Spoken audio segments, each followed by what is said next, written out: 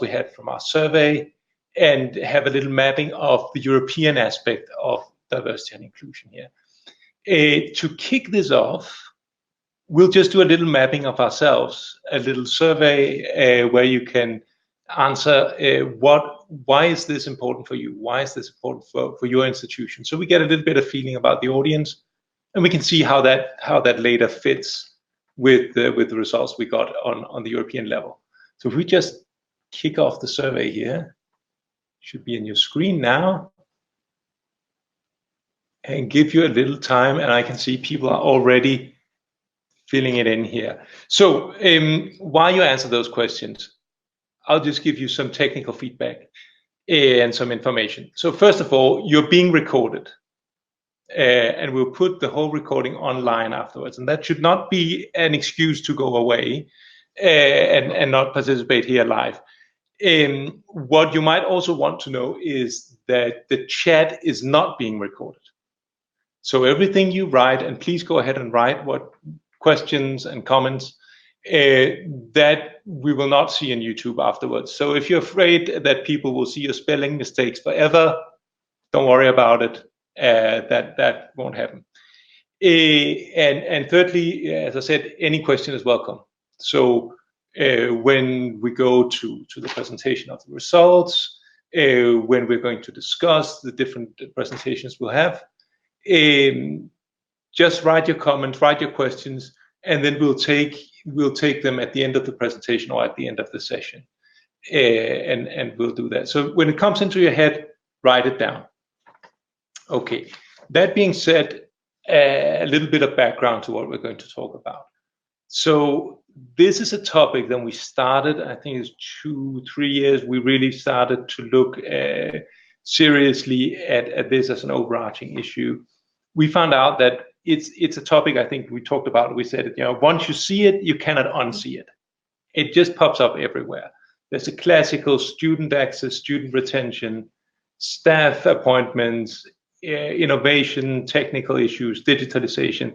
There's always a diversity aspect to it. And when we got into it, I think there are also good reasons for that in the long term. So there's some socioeconomic trends that support this. And this is really long term. If you look at the change in the labor markets, that there's an increasing demand for high skills labor.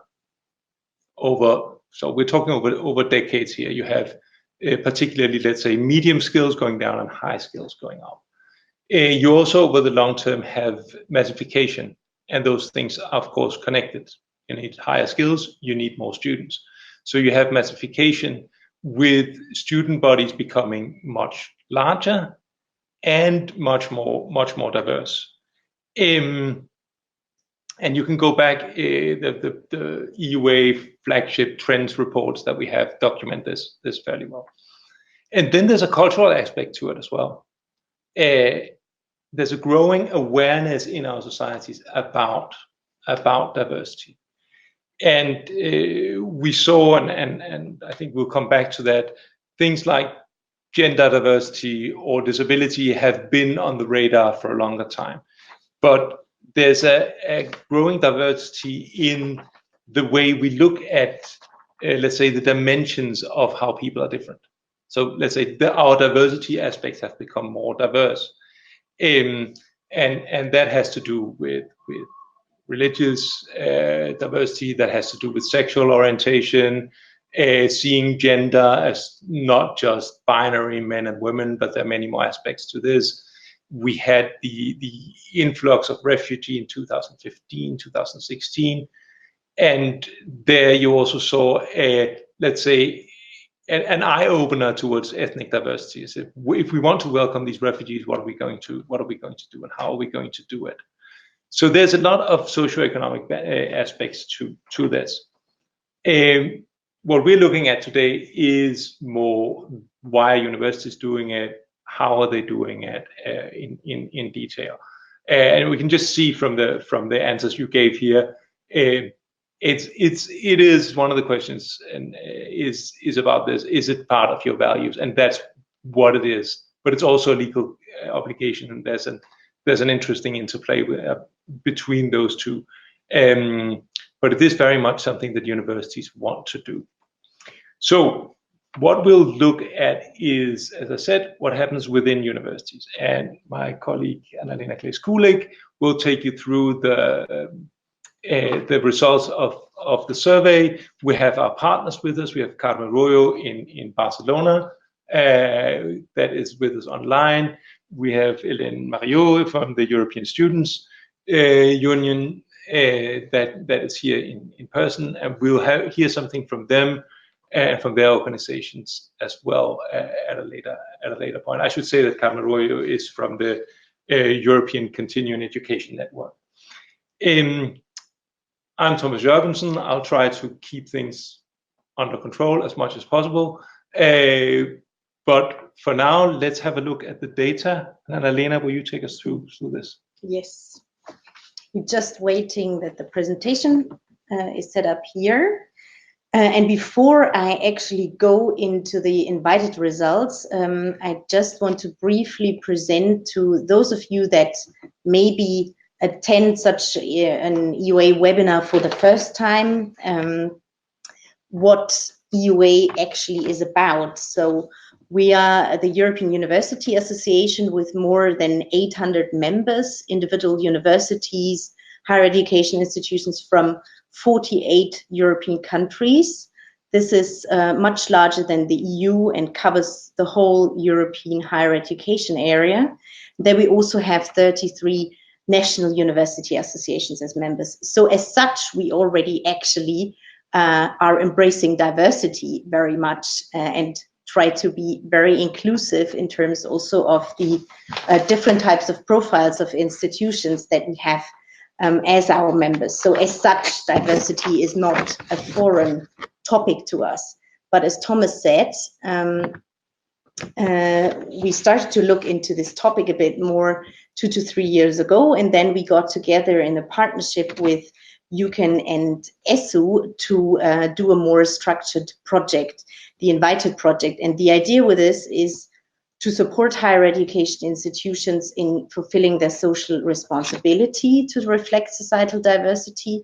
This is something that, of course, is sort of also a societal claim or demand towards universities, but as we could already see as well from some of the responses to our little poll from your side, many universities see this as well as their mission value and as part of their duty.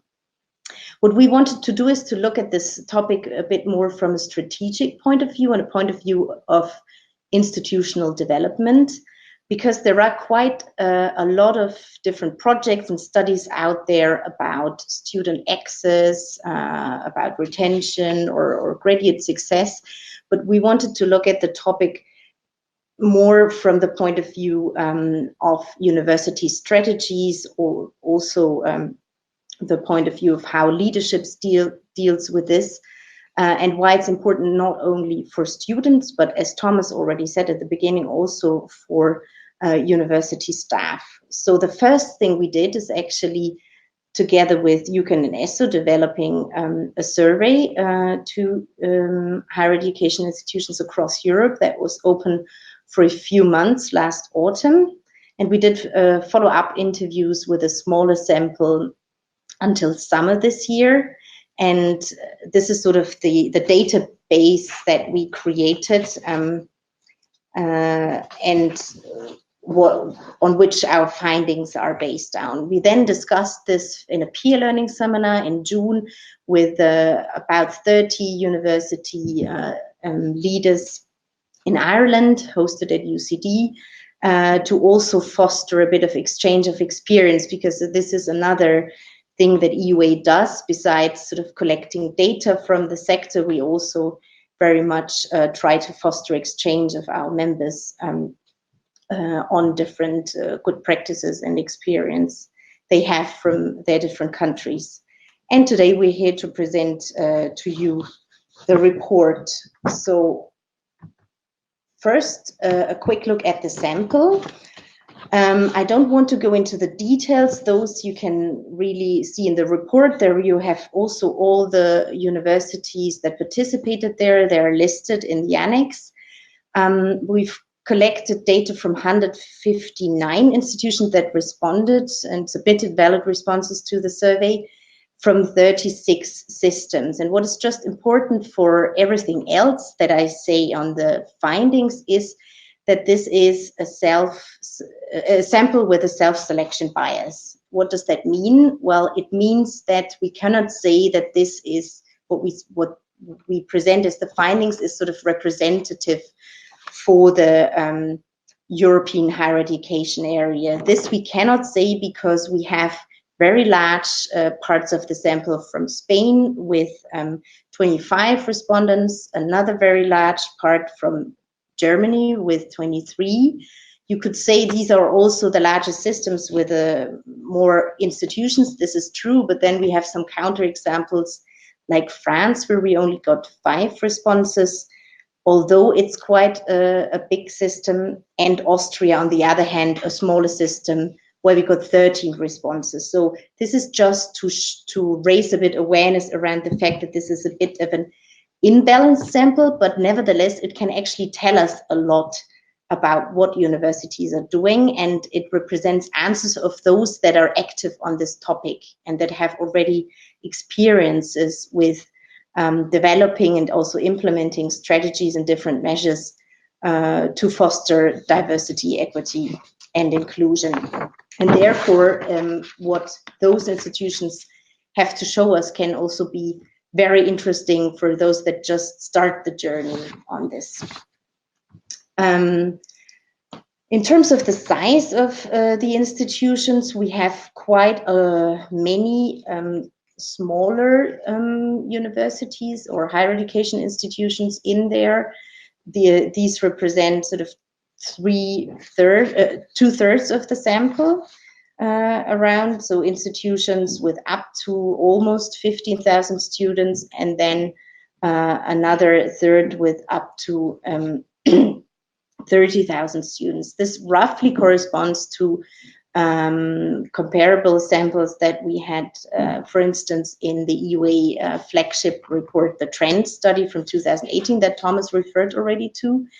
There, the size of institutions is fairly similar, and it also reflects, again, quite a bit the diversity of EUA members in terms of the profile of institutions. So the majority in the sample are comprehensive universities with a research and an education mission. We have some universities of applied sciences, but also technical universities, and a smaller percentage of more specialized institutions. We've asked institutions the same questions that Thomas actually asked you at the beginning. Why are you engaging in this topic? Why this is important for you? What are the drivers behind this? And similar to your answers at the beginning, we can also see here in the sample that almost 90%, say that this is an explicit value of the institution. It's really part of university's mission to do this. And this is not so surprising, given that this is a sample of institutions that are active on this topic for a while. This isn't in contradiction to another finding that 64% also say another driver are legal obligations, because, of course, with regard to, for instance, gender equality or accessibility for people with disabilities, there are in most systems some legal obligations attached to this. This might not be the main reason why universities get active, but it's definitely a driver for certain developments. What is also reflected in here, you can see that several institutions say as well, almost 40%, that this is part of their strategy to recruit students and staff, so to open up to other groups that were maybe in the university traditionally less represented or sort of less recognized as well. As I said at the beginning, the main focus of the survey was on strategy development. So we've actually asked institutions to tell us whether they have strategies in place that cover one or several issues around diversity, equity, and inclusion. And 85% of the sample indicated that this is the case for them at central level. And that was for us an indication also to say that this is a topic which is very often driven at the level of central leadership, because most of those institutions that have strategies in place at faculty or departmental level, which are between almost 50 and around 40% here, you can see on the slide, they also have strategies in place at central level. So there you can see that things trickle down sort of from the central level to other parts of the institution. Interesting as well is that more than 50% of respondents indicated that they have one central office in place that is in charge for implementing their strategy or activities or coordinating them across the institution. And such type of offices can have very different profiles and portfolios. Some are more looking into questions around student access and more focused on learning and teaching, while others started 10 to 15 years ago with one officer with a specific responsibility on gender equality, very often at the time, and still in some places today, focused on gender equality for academic staff. So these type of offices can have various different portfolio, and this already brings us sort of to the next question that we asked institutions, and this was which different dimensions of diversity are you actually covering at your institution? And there we can see that many institutions are actually looking into many, many different issues. It doesn't mean that they all cover them in the same way. What we can see here from the table is that for students, more than 90% of the responding institutions indicate that they have measures in place for students with disabilities. This is the highest, sort of most addressed dimension on the student side, while gender is the most often addressed by 83% for academic staff. This is just a way to sort of some example of how to read this table here. If you're interested in the details, you can also read more about this in the report. What we found interesting as well, and that corresponds a little bit to what Thomas referred to at the beginning with regard to the drivers of this topic, why this has sort of become or gotten more attention, become more important throughout the last years, are indeed also questions around greater awareness about cultural diversity and ethnic diversity. There we can see that more than 70% of institutions in the sample address this dimension for their students, and that's actually quite a lot, much more even than those who look into student access with regard to students from lower socioeconomic backgrounds, for instance. What was relatively rarely addressed by institutions is the question of intersectionality. So the fact that people, like almost everyone among us, actually identifies with more than just one dimension of diversity. So you can, for instance, be a woman with a migration background studying a STEM subject or similar things. So this is just a way to look at the fact that we may have all sort of various diverse backgrounds. That is something that is more difficult for institutions to address, but it can well be important in the sort of with regard to the success of the measures that they may implement. And many in the interview said as well that they would see this as something like a qualitative next step to be able to do this. We also asked institutions about the different measures that they actually have in place, and we distinguished between measures for students and those addressing rather the staff side. For students, we looked into measures for outreach, access, and retention. And what you can see here is that for the outreach part, so meaning for addressing prospective students, the collaboration with schools and other educational institutions is actually quite important, and 75% of respondents said that they use this and they have active collaboration with schools and other educational institutions in place. And we thought this was a very positive result, because this is actually something that also from the side of policymakers is requested a lot, that you make these sort of different connections between different education levels to improve inclusiveness overall. When we look at access and retention, we can see that guidance and counseling or individual mentoring plays a very important role. There between 70 and 80% of institutions have this in place. And also accessibility is a big topic, and this doesn't only cover accessibility of infrastructure, for instance, for people with disabilities, but also accessibility in terms of learning material that can be made available, for instance, in different formats, in sign language, for instance, or just have also in place different assessment methods for people with different needs. So it can mean many different things. If you want to have a few examples, again, this is something you may want to look at in the report. On the side of measures addressing staff, we can see a big focus around awareness-raising activities, both for academic and non-academic staff.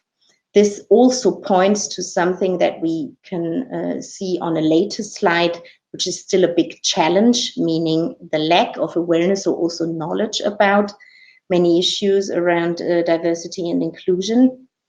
But at the same time, universities do already do quite a lot of things to change this among the university community. Similar to the student side, also here accessibility is another issue that is addressed quite often with different measures. And the training of teaching staff is another important point. What we found less often, but still in about 40% of the responding institutions, are measures associated with positive action or even positive discrimination. But there we know that positive discrimination, at least in EU countries, is legally quite restricted. There are limits to this, but what we found as positive action measures, for instance, in Germany or in Finland, were that in the case of recruitment of academic staff, the underrepresented gender got a preference in case of similar qualifications. That is just an example for such a measure that was used by a few institutions. We also asked institutions about the success factors for their activities. So what they thought was really key for implementing their strategies and their measures successfully. And there, what comes up very high is the leadership support. So this was really something that was seen as very crucial by 76% of the respondents, but also followed by the need for direct involvement of the target group and the entire university community, including the students. When we talk about success, we also have to talk about the challenges. and the barriers, and there are still quite a number.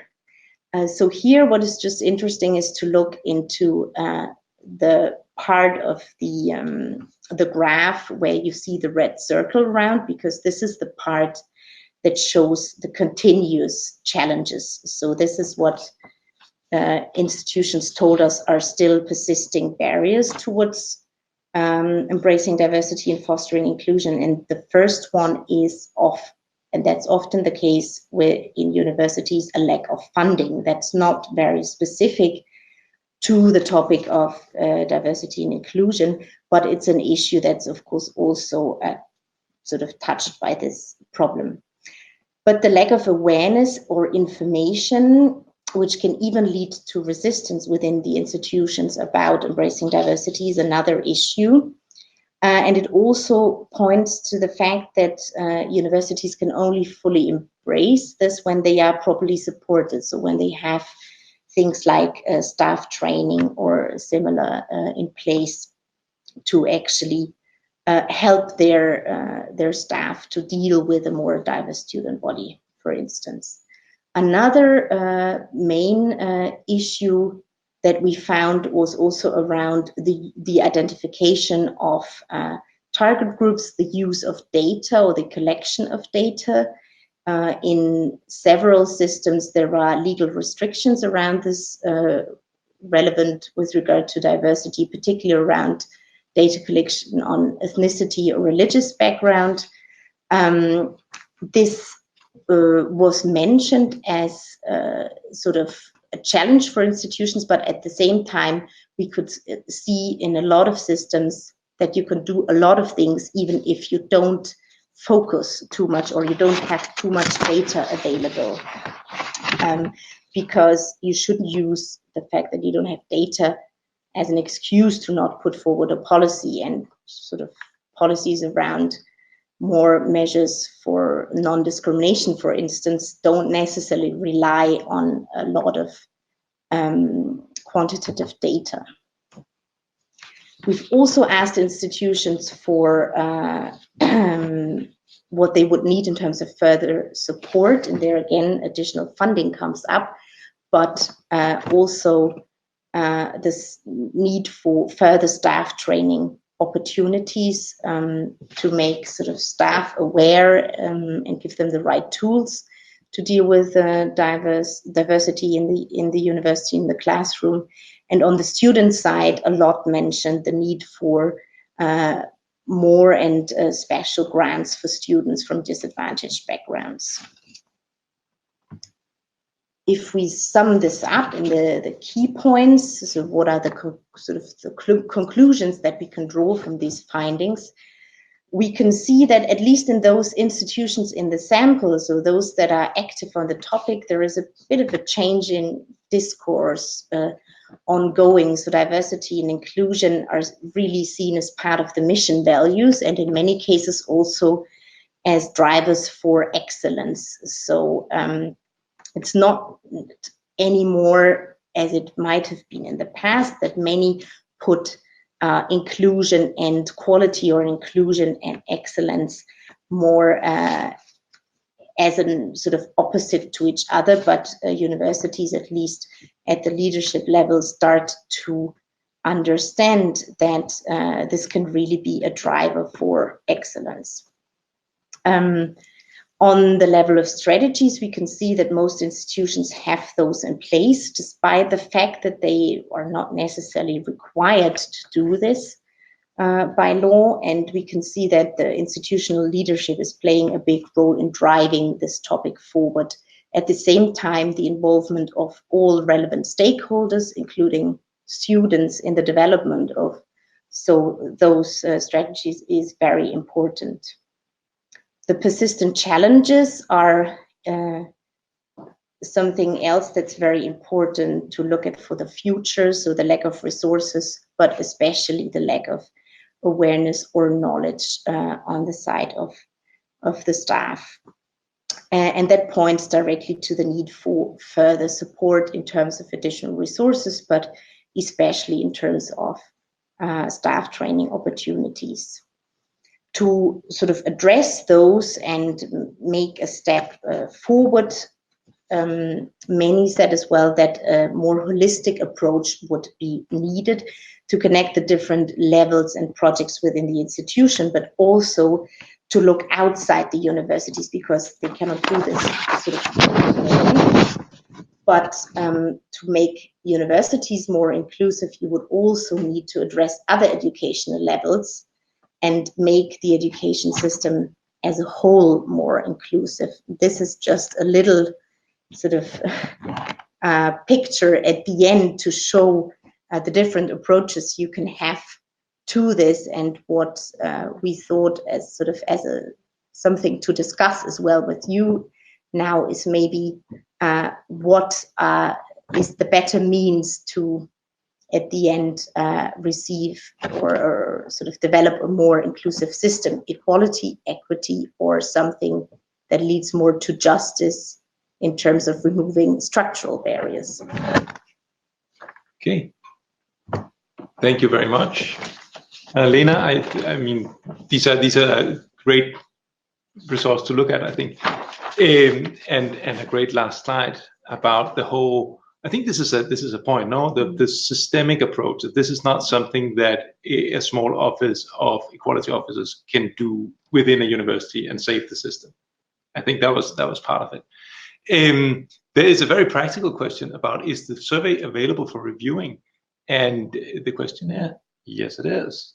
Yes, the questionnaire is made available on the EUA website together with a report. So if you click on the yes, exactly, we're just showing this now. If you click under our publications section on the section within your report, you also find the link to the survey. And I see that my colleague Ines is just posting it to you now.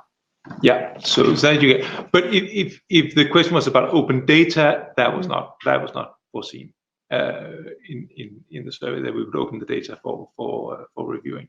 But yeah, the questionnaire is there, and that is standard. We always do that. While people get their questions into their heads and onto the chat, maybe you could talk a little bit about data. Yes, that is indeed a topic that is very discussed. We've seen this also in the interviews with institutions. So I said it's mentioned as a challenge for many institutions, but it's not necessarily seen as something you absolutely need to be active on the topic. We know from some systems like the UK or Ireland that they have a lot of data on many issues also linked to diversity and inclusion, and that might be or is indeed important to identify if we talk about underrepresented groups, for instance. But if we talk about measures around non-discrimination towards people from minority groups, for instance, then you don't need data to see that there is an issue, even if just one person is discriminated against. So we also saw very different approaches to this, and therefore I think we more advocate for actually looking into the different sort of measures that are out there and sort of define your policy goals also at the institution level before you start looking into what would be necessary in terms of data collection, because we know that is always a challenge, also an administrative challenge for institutions to then be able to actually use the data in a proper way that it really fosters inclusion, rather than putting a label on people that some institutions also don't want, because it would maybe even go against what you want. That's right. There's an ethical aspect to this as well, and a legal aspect. Yes. In some countries, you can't ask the question, and sometimes for good reason. I think that came up as well when we talked to people.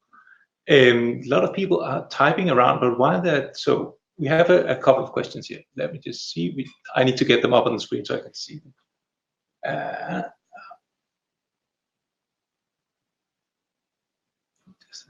So the question is, are the drivers for equity, diversity, and inclusion policy common across Europe, or is it more country specific? I think it's country specific, wouldn't you say? Yes. I mean, as I said at the beginning, we didn't make a country breakdown of the quantitative data that we collected, because of the fact that the sample is quite imbalanced. But when we talk to people in the interviews, you can see that the drivers are different, besides the fact that many say this is a value of the institution. But there is, of course, the societal discourse that is around this. And in countries, for instance, like Germany, that had a rather big increasing number of refugees a couple of years ago, this has driven also within the universities the discourse about cultural diversity, while we have other countries where sort of the focus might not so much be about cultural diversity, but maybe more on disability or on gender. Gender is a persistent issue, as we know, in academic leadership positions in almost all countries. So yes, it depends also on the societal discourse. What are the drivers for universities to become active? Yeah, I think that came out in many of the interviews we did as well. Let's say, and it just shows we're part of society. It's not. It's definitely not an island. So a lot of questions now. Decolonization of the curricula. So how can institutions plan a revision of academic content to make it more inclusive? I think there we actually have an interesting example afterwards, because Carmel Royo will present from EUcen will present something on their project to embed cultural diversity into curricula, because that's actually a topic that we haven't covered so much in the invited survey. Yeah, I think again it's also where is your country here? So in countries that don't have or don't remember well their colonial past, that doesn't make sense to talk about decolonizing curricula. While in other countries, I think that is not dramatic to say that is a very good idea.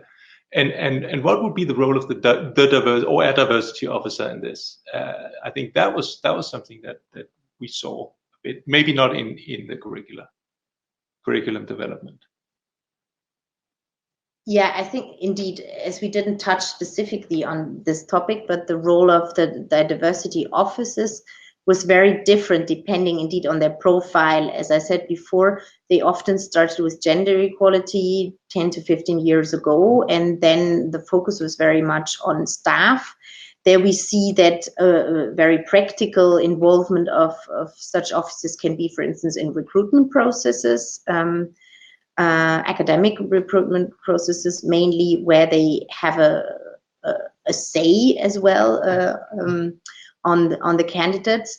But another role can be, I'm thinking of examples from the interviews as well, where the disability coordinator coordinates as well among different departments their activities to make the courses more accessible, and to put forward individual recommendations for students with disabilities to adapt their curriculum or to adapt their study plans, for instance. We had examples for this. So the role of these offices is really different and diverse in itself, because the institutions have very, very different focus areas. Yeah. And then there is a question about the central level versus the faculty level. What works best at what level? I don't think we have a straight answer to that, what works best at what level, but it was very centrally driven. Yes, I think that was actually one quite clear finding from the surveys. As I mentioned during the presentation, most institutions put strategies in place at the central level, and those that have them in place at departmental or faculty level also have them at central level. So there we can see that it's rather a topic driven by central leadership, both at the sort of the level of developing such strategies as well as implementing them afterwards.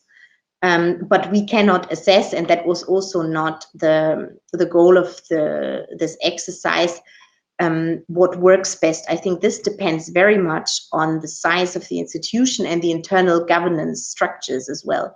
You have systems where you have very strong faculties within universities, and there it might indeed be, useful to start the work as well from there. While in other countries or systems, you have institutions that are very centrally driven. So this is we didn't look into that question, but I think there is no one size fits all answer to that. No, like if we look at specific issues like women in computer science, that might be something that people in computer science would be good at dealing with. But what we see is, I think, that we can say is that when the leadership gets engaged at the central level, then it takes off. That was very much the narrative we had. Then there's a question about if we can share things. We can of course share things. If you go to our website, we have an issue that's called diversity and inclusion. And if you scroll down, there is something that's called resources. And there we have many of the things we've been doing, and also things that partners have been doing. And there's a couple of blogs and a couple of very good videos as well that are worth looking at. So yes, we share what we know, but we don't have a database of everything that goes on. That's clear. Outreach to local communities. There's a long question. Emancipation task.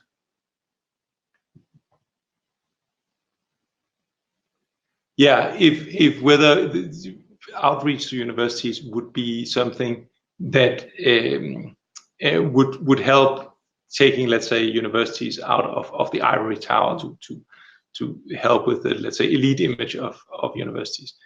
Not something that was very central to what we did exactly, but that doesn't mean it's not important. Exactly. I think that is just something we didn't find that much. We actually had options in the question about sort of the success factors. What do you need to make your measures successful, and also questions about whom you involve in the development of your diversity and equality strategy.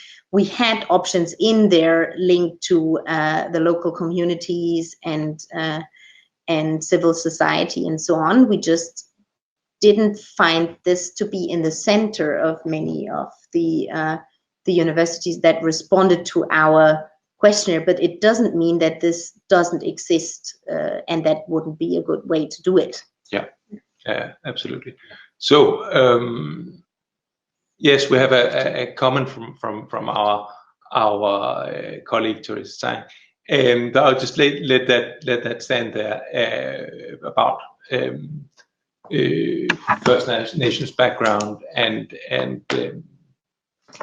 I need to see it, but I'll just let that stay there, and then let's move on to our other contributions that we have. So we have, as I said, Carmen Arroyo, who is with us from Barcelona, from the European Continuing Education Network, or EUcen, or eucen, as we say. Where I come from, a loved child has many names.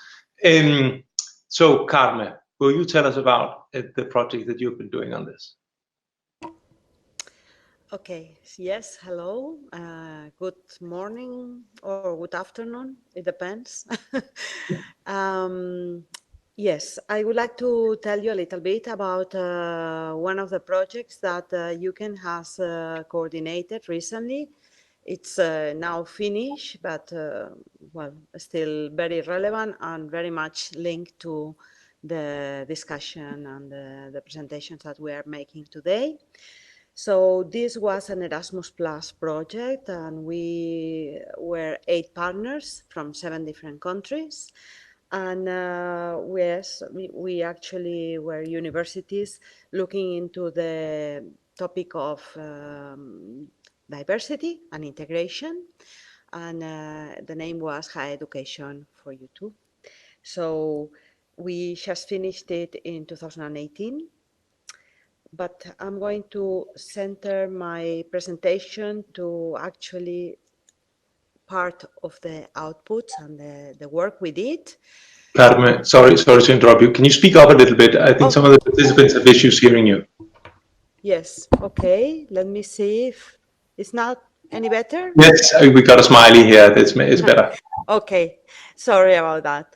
So I only explain a little bit about this project and what we did and what was the result of the project. So we made a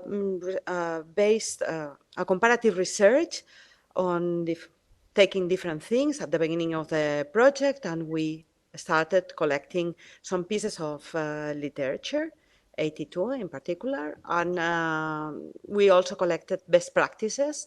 37 were identified of teaching and learning strategies that had been used already to make the teaching and learning process more inclusive in higher education. And we also collected 323 answers to a questionnaire that was sent specifically to students with migrant or minority background students. And we actually were asking them to identify if there was any part of the learning process that they thought it could be improved in order to accommodate the difference of their background. Okay. With that information, we identify different kinds of pedagogic interventions that could be done, and we modify 21 existing curricula. We changed the curricula, and these curricula were again used with students. That was done in the 7 countries, and we then afterwards collected feedback from the students that benefit from this different, updated curricula that we had intervened. So once we did all these things and we had the feedback from the use of the surveys, all that information helped us to develop 3 different sort of outputs.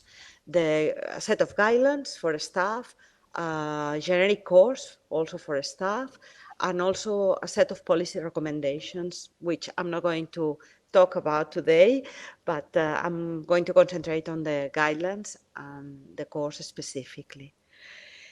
So the guidelines are a set of self-reflective tool. It's a tool, self-reflective.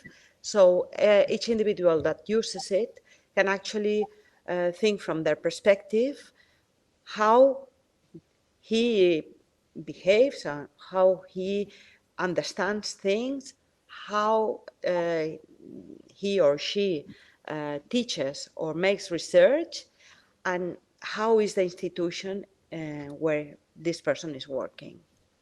Okay? And I think that this tool, the guideline, helps thinking about how to make your processes, the standard processes that you've been doing for probably many years, different, and makes you wonder, you see, if you sometimes due to lack of time could improve that in the way of making diversity a very a central, a part of the teaching experience and the learning experience, making diversity a benefit for everybody. Okay. And then the second output that we did was a generic course. It was a generic course giving ideas and giving input to people who could actually afterwards develop it into a more specific and tailor-made course.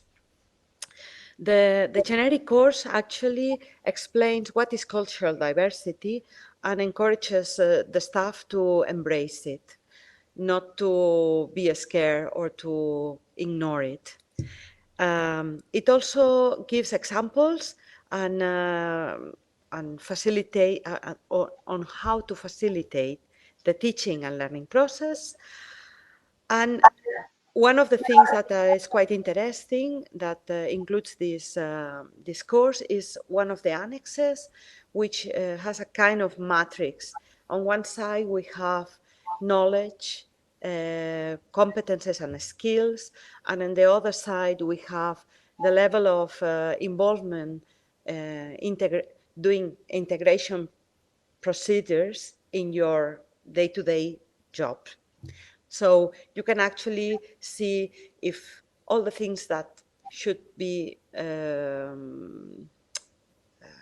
with you when you are actually dealing with diversity, if you have actually acquired them or if you need to acquire.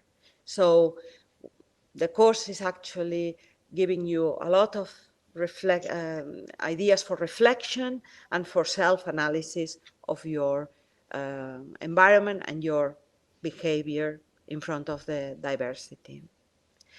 And this is basically what I wanted to explain about the guidelines and about the course and about the pedagogical interventions that we did in our curriculums.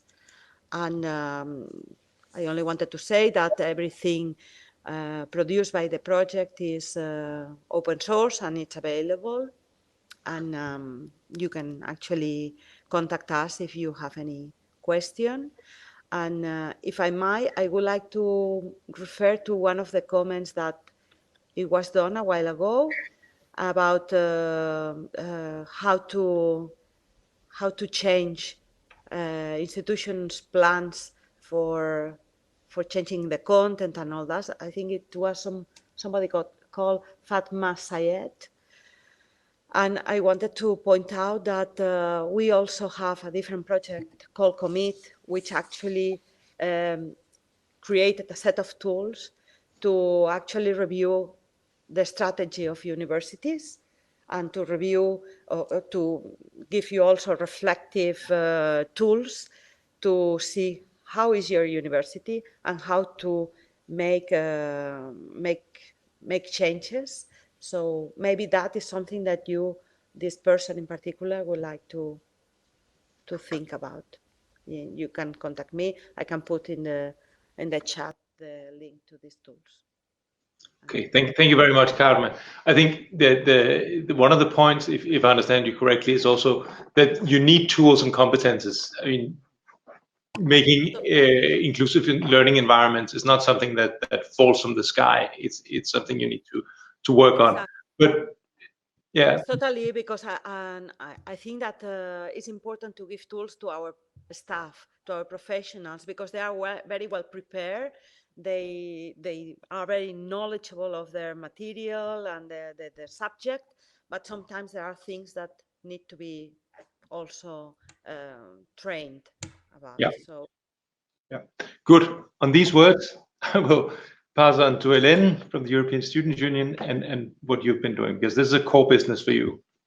Good afternoon, everybody. So I'm representing the European Students' Union. I will, in a few words, explain what we are. So basically, ESU is the voice of students at the European level, and we represent 45 national unions of students from 39 countries across Europe.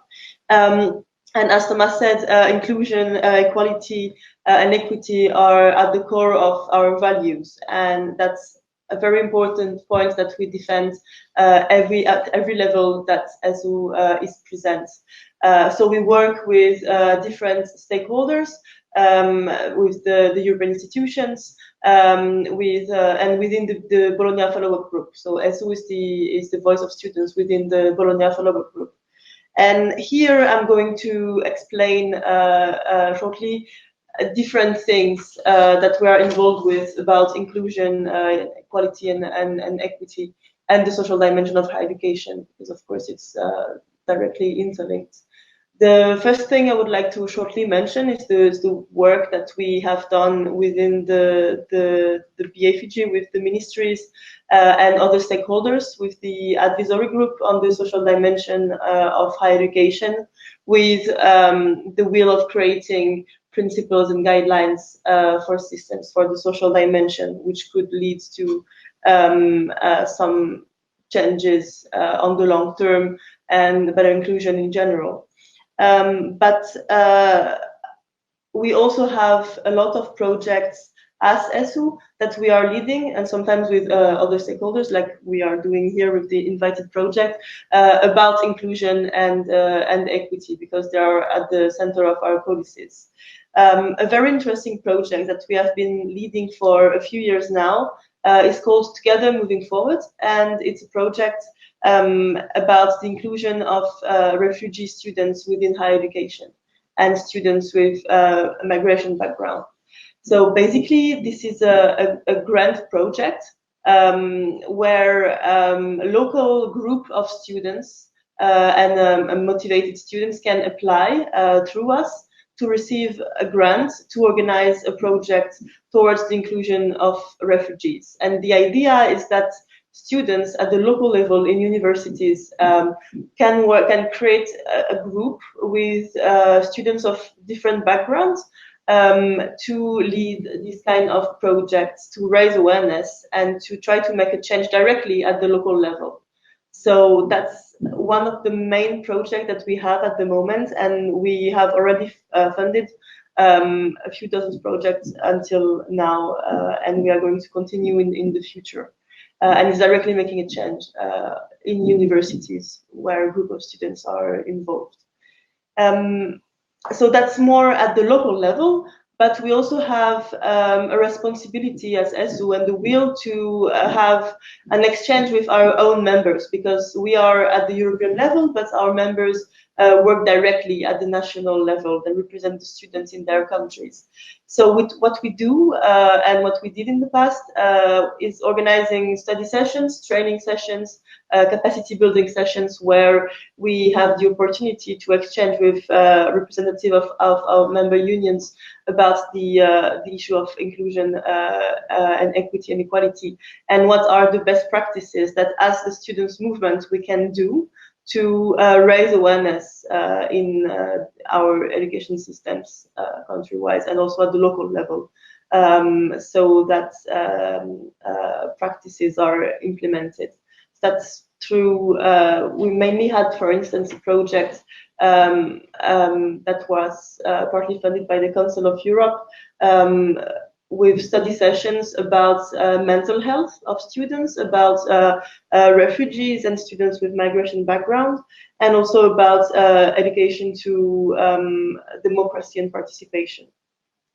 And to finish with my short presentation, another example of what we do, and it's to work on the very inclusivity of our own movement as students' movements.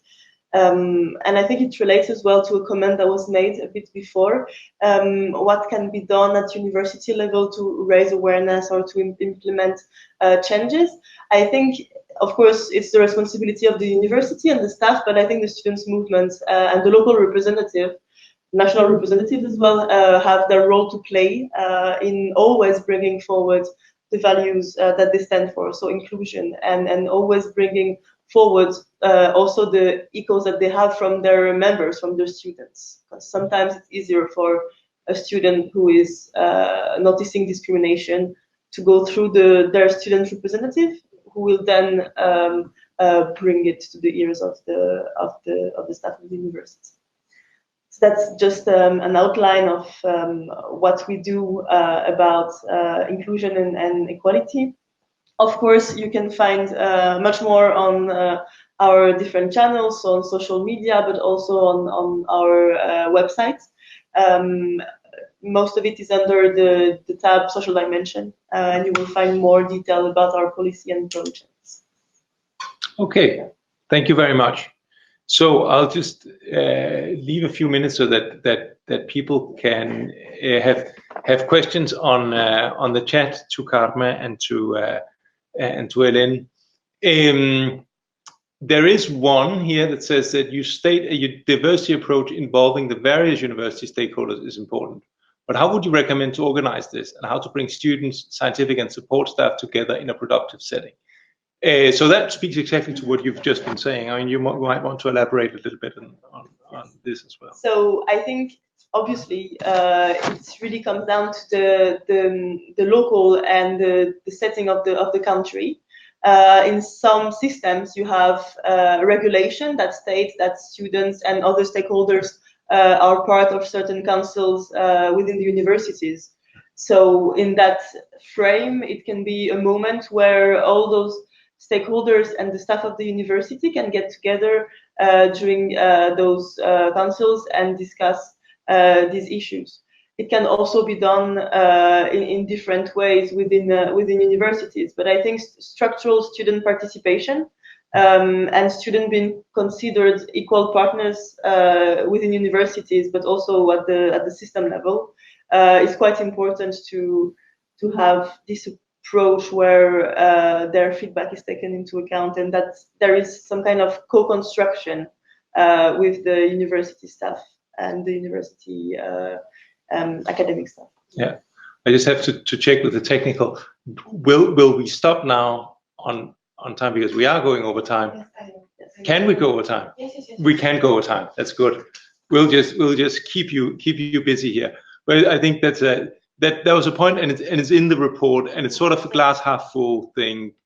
It's not that student participation is where it ideally should be. Mm-hmm. I think we can easily say that from the report. Carmen, do you have a comment to this? Not really, because Elaine is explaining it very well, so it's fine. Yeah. But sorry. Please go ahead. Good. And Carmen, for your projects about the content, that is really about the being aware of that we don't have a monocultural classroom anymore. It's about the real issues of having people that think differently and come from different places. Yes, I think that it's very important to understand, and well, people who don't know, to make aware that diversity is always richness. I mean, it's not a challenge. It might seem that it's a challenge, but it's not, because you are learning so much from differences. Then, I mean, you have to embrace it. It's no point in avoiding this. The problem is that sometimes it's not so clear that is an added value, and it's important that we do things to pass this message into everybody, and the challenge disappears and it turns into something positive. This is my thing. And then our projects are always very much practical, you see. We work with continuing education centers sometimes, or lifelong learning units who have more flexibility than the big university in changing curriculum and doing tests about things, and they are more positive. So we have actually kind of evidence that when you do interventions, when you do things in a bit different way, things work. It's not a myth, it's not a myth, it's a reality. Yeah, and I think it's something that we say as well. It's there is this change going on where maybe universities is sometimes a little bit ahead of the authorities that says, this is not a problem you need to solve, where you need to reach a certain benchmark. It's an opportunity that you get, and that goes both for learning and research, I think. And then there is a question: how could national and regional governments support higher education for better inclusion of the social disadvantaged? I think we all have ideas. I don't know if we have an answer, but maybe you could say something about the systemic approach. Yeah, where to start? Well, I think we got some responses as well from the survey to this, but it very much points also to the fact that you have to look outside of the universities as well, and that you have to make reforms of the education system as a whole. It is important for universities to become more inclusive, but they can only fix as much as well, because it's also about getting access to higher education in the first place, and there often the authorities are also in the driving seat of making those criteria. And the other thing is, even if there is an increasing awareness about diversity as a driver for excellence or as being something important, you need to change your learning and teaching. You also need to change your research practices, and that needs support. It's not just something you do like this. If you want to make your teaching more accessible, you have to think about making your presentations more accessible, using different assessment methods. You have to be allowed to do this at your institution. So there are a lot of practical steps that even if people want to, they need to be enabled by regulation, for instance, to do this as well, and by resources. Yeah.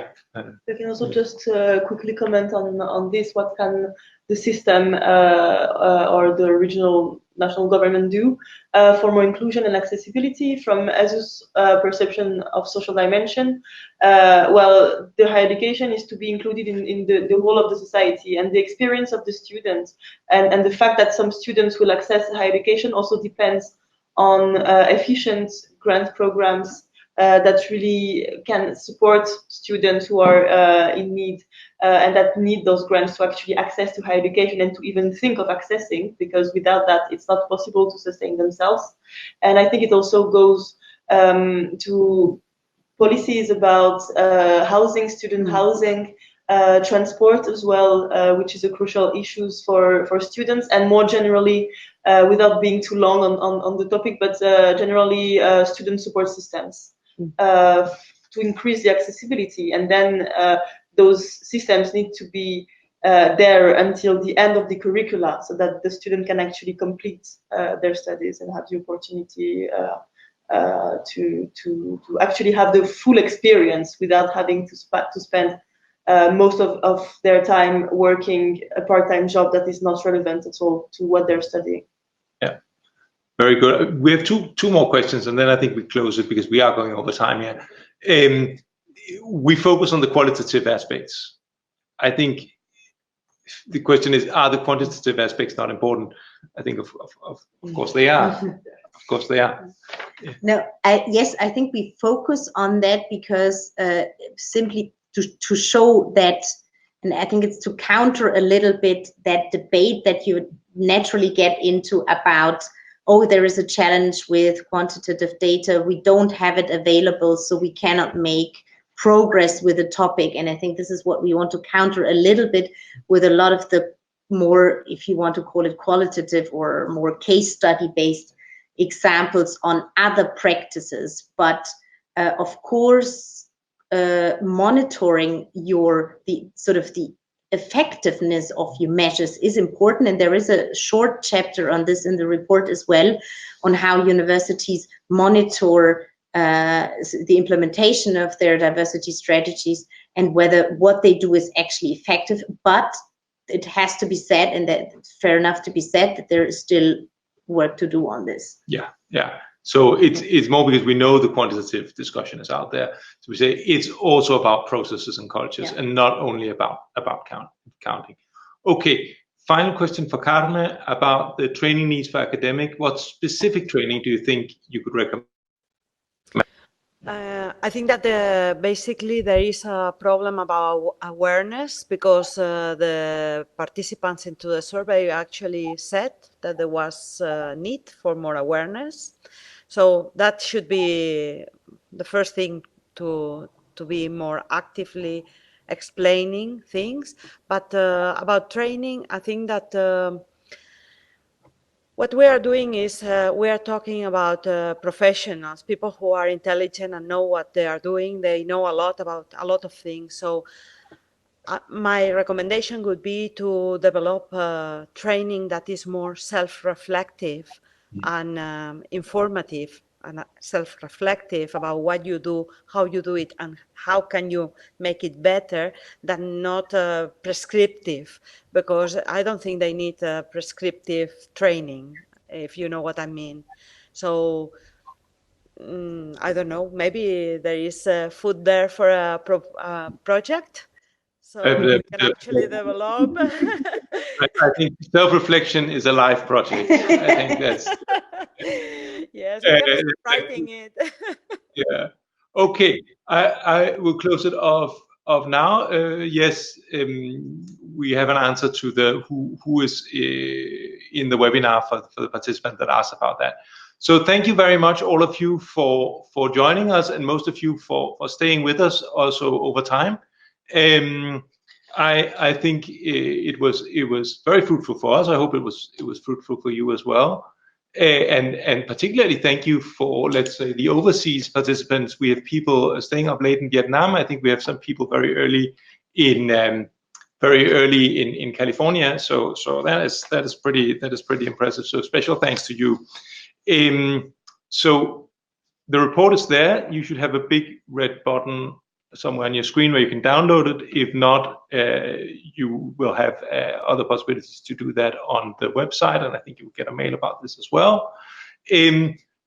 But it doesn't end here. On the 3rd of March, we will have an event in Brussels where we not only look at the report but have more debate. We have more case studies and more opportunities to discuss. So that you will also get more information about in due time. In the meantime, our website is full of information, it's full of resources. You can go and have a look. You got links from both Hélène and from Carmen about their resources as well. So I hope you're well served with this. Thanks to everybody. Thanks to the speakers. I think this was a very, very nice discussion that we had here.